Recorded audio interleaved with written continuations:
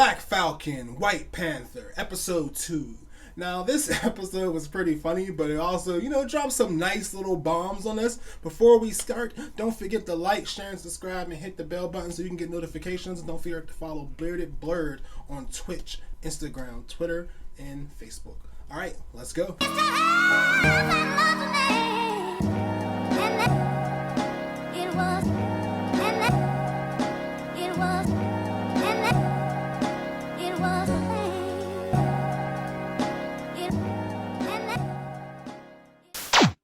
First things first, can we get into value time Captain America here? What diet Captain America? This guy is ass. Like, absolutely positively ass. And it's not that Captain America's fault. They wrote him that way. He's a very overly arrogant character who takes this kind of L. I don't like him and his boy together. I think I just hate his boy by default. And he's just not very Steve Rogers, right? Steve Rogers is the kind of character who did things because he really cared, genuine. And then he keeps trying to be cool. He's like that teacher or that new person, who's, after a person got replaced and he's trying to be like, hey, I can do it too. I've paid my dues. I'm the guy. I'm the man. And they're looking at you like, bro. I mean, look what Bucky said.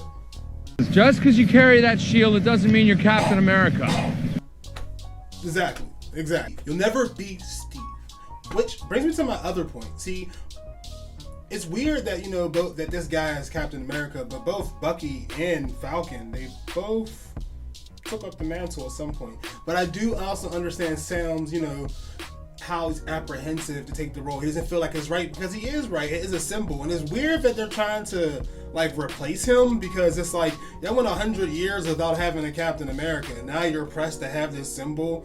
After he's gone, it's just like, it feels kind of forced. It's like, why are you having this guy do real stuff? Just have him sell some bonds and stuff like you had him doing before. Have him go to parties, wave like a clown, do his thing. That's all he's good for.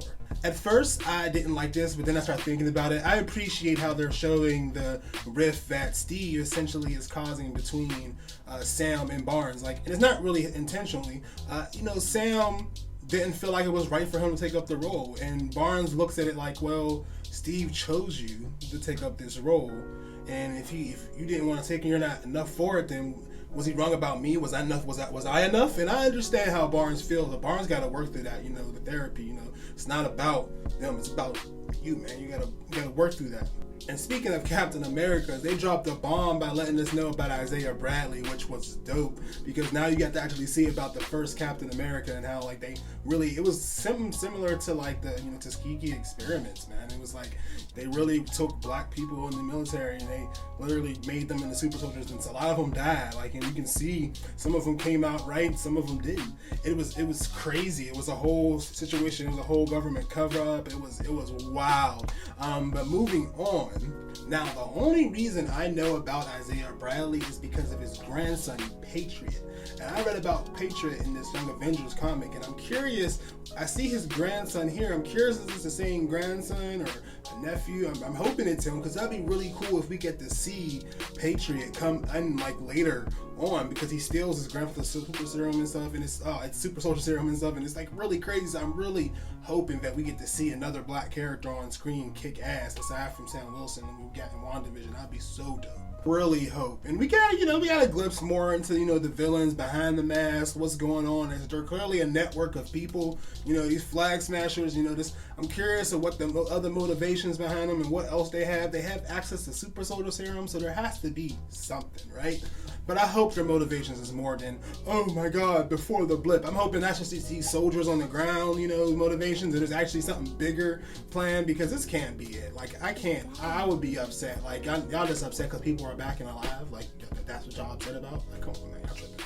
Now, next episode, we're going to hear from Zemo, and he's going to drop some bombs on us again, probably about, the history of Hydra, something that happened. I don't really feel like he's changed much in his isolation. I feel like he's just realized that he lost in Civil War, so I don't really see anything changing with him at all. But I love what they're doing with the show. I love that, you know, we're giving us an actual movie, but like in show format. The action scenes are there. I do expect to see more. We didn't really see what we saw in episode 1 with the action scenes, but hopefully we see a little bit more in the next episode.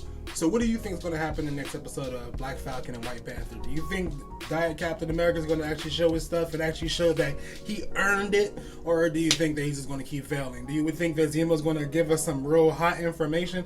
What do you think is going to happen with the Flag Smashers? Think they're going to kill it? Let me know in the comments below, and do not forget to like, share, and subscribe to Bearded Blurred on Twitch, YouTube, Instagram, Twitter, and Facebook. Have a great day. Hope you like the content.